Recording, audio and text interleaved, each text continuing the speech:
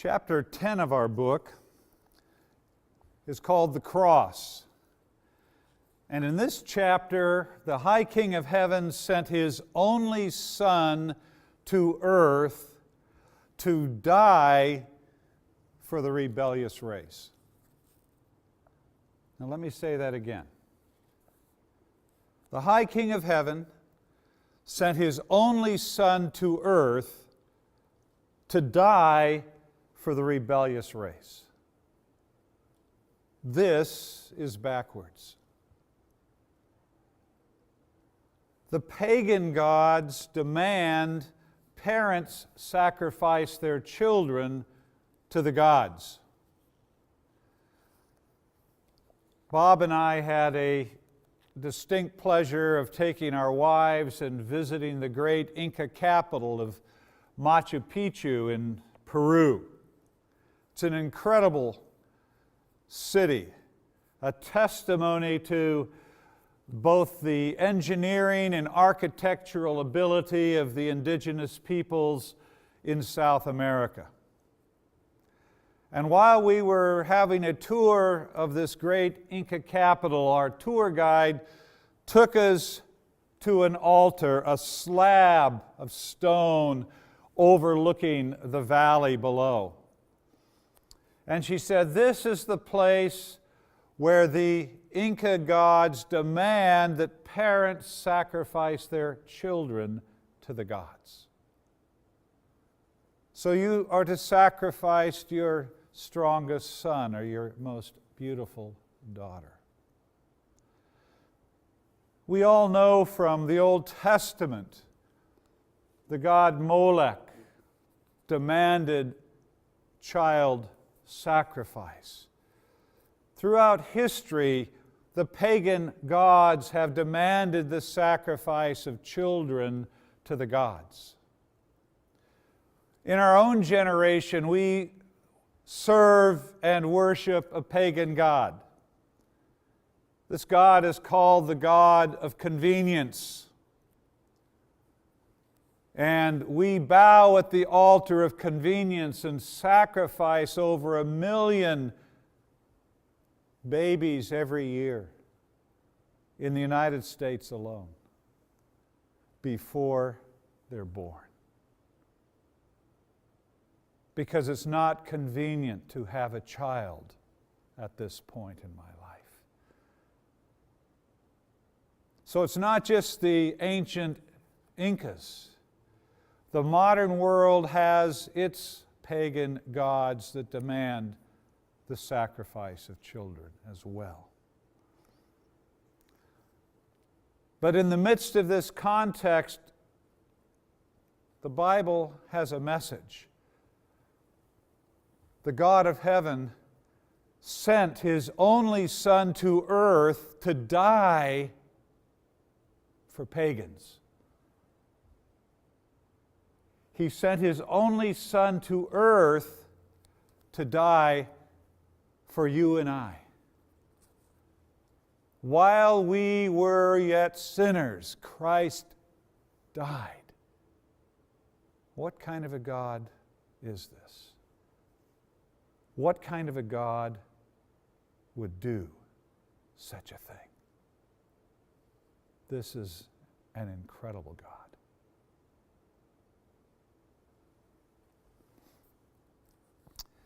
Jesus came and He lived a perfect life. Why a perfect life? Because God demands perfection. And you and I are sinners. We cannot provide that perfect life. Jesus came and lived a perfect life in my name, for me, so that the righteousness of God becomes my righteousness in the ledger, in the accounting book. The righteousness of God becomes my righteousness. I remember when I was much younger, I was buying a car, and every month I had to go to the bank to make a car payment. And this particular day, I went in with my car payment and went to the teller, and she brought up my account, and She said, "Well, Mr. Miller, your account's been paid off." And I thought, my account has been paid off. I just bought the car a few months ago and I've only made a few payments. No, Mr. Miller, it's been paid off.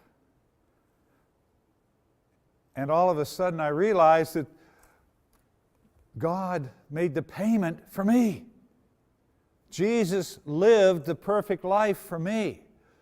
And then the lady put some things in and said, "Oh, Mr. Miller, I'm sorry. It really hasn't been paid off." But I took in that moment, I understood something profound about what Christ has done. He lived a perfect life in my name.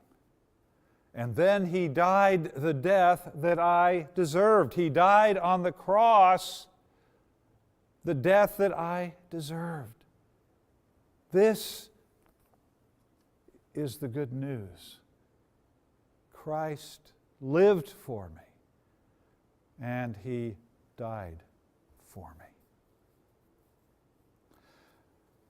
After His death, they took His body off the cross and they put it in a tomb. And is that the end of chapter 10?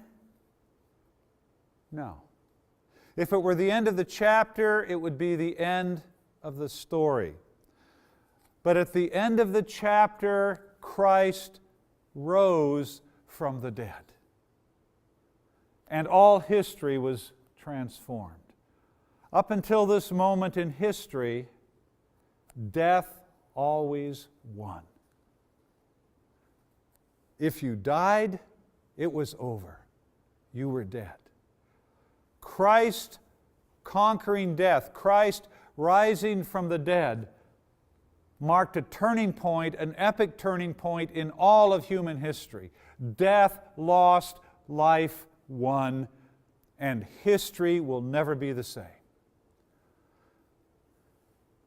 In our churches, we have a time of celebration of the resurrection of Christ, and it is a worthy thing to celebrate, but I think there's times where we put the resurrection in this religious holiday mode. But the early church understood the reality of the resurrection in a way that we do not. Rodney Starks, in his book, The Rise of Christianity, asks the question, if there's no God and there's no miracles, how do we explain the most profound sociological movement of all times, the rise of Christianity? So he was a sociologist that wanted to study this phenomenon. And he gave a number of illustrations of what the early church was like. And one of them, I remember, he talked about the plagues that swept through Europe. Plagues that killed hundreds of thousands of people. And at the time of the Roman society in Europe, for the Romans, cruelty was a virtue. If you've seen the movie The Passion of the Christ, or if you've seen the movie The Gladiators, you've seen Rome in all her glory. Cruelty was a virtue, and for the Romans, compassion was a vice. Compassion was seen as weakness. If you were compassionate, you were weak. And we all remember, those of us that saw the movie The Gladiators, how the gladiators fought in the Colosseum. And at this most dramatic scene now, there's only two left, and one of them is on his back. His sword has been removed from his hands, and the one he is fighting is standing triumphant over him with his sword on the man's neck. And the gladiator who's standing is looking to the crowd in the Colosseum. What should I do? Should I let him go free, or should I kill him? And you know what happened. All the crowd said, kill him, do it, do the deed. Why? Because Rome was cruel. Cruelty was a virtue. compassion in Roman society was a vice. But society begins to change when a small band of men and women worship a God of compassion. And they began to live compassionately in the midst of a cruel society. And think of what that means and how that could cost. But for us today, we need to think on these things because this is what God is calling for us in our day, in our generation. So they were called to live compassionately where compassion was seen as weakness and in a society that was utterly cruel. And God used the lives of these Christians to demonstrate His love in this broken society. When the plague swept through Europe, the Romans would throw their family members out on the street. And what would happen? The Christians would take these children, these mothers, these grandmothers, off the street into their own homes because they worshiped a compassionate God and they took care of their pagan neighbors.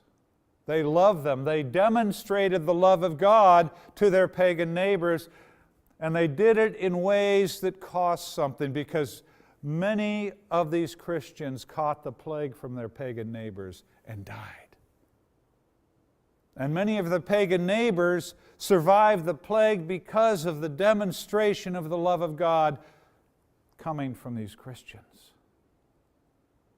And when the plague was over, many of the pagans came to Christ while those who cared for them were buried.